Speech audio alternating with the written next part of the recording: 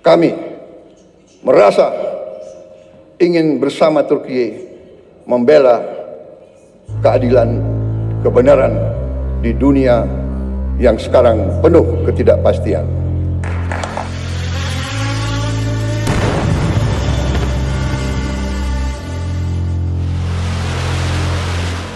Turki nggak tahan lagi. Mereka ingin Indonesia punya militer yang lebih ganas, lebih kuat, dan lebih mandiri dari sebelumnya. Bukan karena ambisi kosong, tapi karena mereka tahu kalau dua negara ini bersatu di bidang pertahanan, peta kekuatan Asia bakal bergeser. Dan sekarang sinyal itu makin jelas. Negara-negara ASEAN mulai waspada, bahkan beberapa mulai cemas. Apa yang sebenarnya terjadi di balik layar hubungan ini? Kenapa Turki begitu bersemangat mendorong Indonesia agar punya industri militer sendiri? Bahkan rela berbagi teknologi yang selama ini mereka jaga erat-erat. Jadi pastikan kamu subscribe dan nonton sampai akhir, karena kisah ini bukan cuma soal senjata, tapi soal bagaimana dua bangsa besar sedang menulis babak baru dalam sejarah kekuatan global. Saudara-saudara sekalian, Turki dan Indonesia harus tampil, harus kuat. Serüvene 2014 yılına geldiğimizde Nah, untuk memahami kenapa Turki sampai begitu ingin mempererat hubungan pertahanan dengan Indonesia, kita harus melihat seluruh rangkaian peristiwa dan perjalanan industri militer Turki yang sudah berubah drastis dalam beberapa dekade terakhir. Dari negara yang dulu hanya mengimpor senjata, kini Turki menjadi salah satu produsen sistem senjata paling diperhitungkan di dunia. Nah, Indonesia sedang masuk dalam orbit kemitraan strategis itu. Kemungkinan besar kita akan sesukses Turki dalam produksi persenjataan nasional. Hubungan Indonesia dan Turki kini terbukti makin erat dan mesra, terutama lewat kerjasama di bidang teknologi alutsista. Momentum penting terjadi ketika Menteri Pertahanan Indonesia Syafri Samsudin melakukan kunjungan kerja ke Turki pada pameran industri pertahanan internasional International Defense Industry Fair atau IDEF 2025 pada 26 Juli. Bukan sekedar pertemuan formal, dari keterangan resmi Kementerian Pertahanan RI, pertemuan bilateral dengan Secretary of Defense Industri Turki, Haluk Gorgun, dijelaskan bahwa pertemuan itu membuka peluang besar untuk kerjasama strategis, yaitu alih teknologi, riset bersama, dan memproduksi alat utama sistem senjata atau alutsista. Nah, kalimat alih teknologi di sini berarti Indonesia tidak hanya membeli barang jadi, tapi mendapatkan akses ke cara membuatnya. Sedangkan riset bersama berarti kedua negara bisa mengembangkan teknologi militer baru bersama-sama. Nah, produksi alutsista berarti senjata atau sistem pertahanan tertentu bisa dibuat sebagian atau seluruhnya di Indonesia. Inilah langkah penting yang menjadi bagian dari upaya Indonesia untuk mewujudkan industri pertahanan nasional yang mandiri, tidak selalu tergantung pada negara produsen senjata. Dengan kerjasama seperti ini, posisi Indonesia sebagai negara dengan sistem pertahanan modern juga ikut menguat. Syafri menekankan bahwa kerjasama tidak boleh berhenti sebagai proyek jangka pendek, harus berkelanjutan dan saling menguntungkan. Artinya kedua pihak harus mendapatkan keuntungan yang nyata. Turki memberi teknologi, Indonesia memberi pasar, dan keduanya mendapat peluang pengembangan jangka panjang.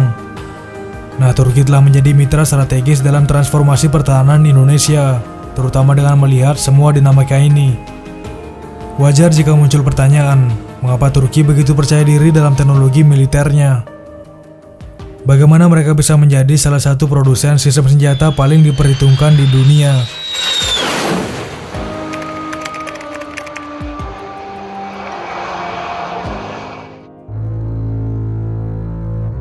Sebelum memahami mengapa kerjasama pertahanan antara Indonesia dan Turki menjadi sangat strategis, kita perlu melihat lebih dekat bagaimana Turki sendiri berhasil membangun industri pertahanannya yang kini mendunia.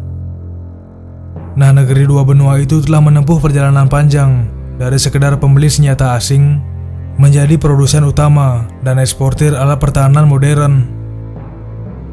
Transformasi ini tidak hanya soal teknologi, tapi juga soal kemandirian politik dan strategi bertahan hidup di tengah tekanan internasional. Selama beberapa dekade terakhir, Turki menempuh jalur kemandirian militer melalui investasi besar-besaran di bidang riset, pengembangan, dan produksi dalam negeri. Langkah ini dimulai sejak tahun 1985 ketika pemerintah mendirikan lembaga bernama Defense Industry Development and Support Administration Office atau SEGEB. Tujuan awalnya sederhana, meningkatkan kemampuan teknologi melalui kerjasama riset dengan negara lain. Namun seiring waktu arah kebijakan ini mulai berubah drastis setelah berkali-kali mengalami pembatasan dalam pembelian senjata dari luar negeri, baik karena alasan politik maupun embargo. Turki mulai menyadari bahwa ketergantungan terhadap pemasok asing adalah kerentanan strategis. Maka dari itu mereka mengubah pendekatannya dari sekedar membeli dengan lisensi menjadi merancang dan memproduksi sendiri. Perubahan orientasi inilah yang memicu ledakan industri pertahanan nasional Turki. Sejak awal 2010-an, ribuan perusahaan baru muncul di sektor pertahanan, membentuk rantai pasok dalam negeri yang saling terhubung, mulai dari pabrik logam, sistem avionik, teknologi radar, sampai pengembangan software untuk sistem senjata canggih. Kini diperkirakan ada sekitar 3.000 perusahaan pertahanan di Turki yang mencakup seluruh domain, darat, laut, dan udara. Itu bukan berarti semuanya perusahaan besar kayak Baykar atau Aselsan.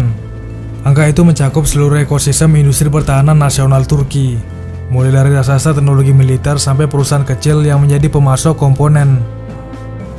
Nah, akibatnya nilai ekspor senjata Turki meningkat tajam dari hanya sekitar 1,9 miliar dolar Amerika Serikat pada 2014 menjadi 7,1 miliar dolar Amerika Serikat pada 2024. Dengan pasar utama di Eropa, Timur Tengah, dan Asia, ini bukan sekedar angka ekonomi. Ini adalah bukti bahwa Turki sudah diakui sebagai kekuatan teknologi militer yang baru. Salah satu simbol paling terkenal dari kebangkitan ini adalah drone, pesawat tanpa awak buatan Turki. Nah, nama yang paling sering terdengar tentu aja Bayraktar TB2 yang pertama kali digunakan pada 2014. Drone ini dikenal karena kemampuannya yang andal dan biaya operasional yang jauh lebih rendah dibandingkan produk barat. TB2 menjadi sangat populer di dunia internasional setelah terbukti efektif dalam berbagai konflik seperti di Ukraina, Libya, dan Kaukasus. Tapi Bayraktar bukan satu-satunya. Turki juga mengembangkan ANKS, drone kategori medium altitude long endurance. Artinya bisa terbang dalam ketinggian menengah dalam waktu lama, cocok untuk misi pengawasan dan serangan ringan, dengan kapasitas muatan hingga 200 kg.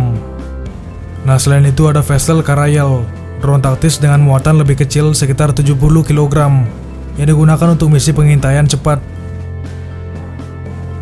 Nah, nggak berhenti di sana, Turki juga sedang membangun sistem pertahanan udara nasional yang disebut Steel Dome atau Çelik Kubbe. Sistem ini dirancang seperti versi Turki dari Iron Dome milik Israel, tapi dengan pendekatan yang berbeda. Integrasi kecerdasan buatan artificial intelligence agar bisa mengenali dan mencegat ancaman udara secara otomatis. Proyek ini menunjukkan arah masa depan pertahanan Turki, tidak hanya mekanis tetapi juga digital dan otonom. Dan ternyata kalau kita pikir hubungan Indonesia-Turki selama ini cuma berhenti di proyek tank harimau atau kapal cepat, kita salah besar. Karena belakangan dua negara ini baru aja masuk ke level kerjasama yang jauh lebih dalam dan lebih strategis.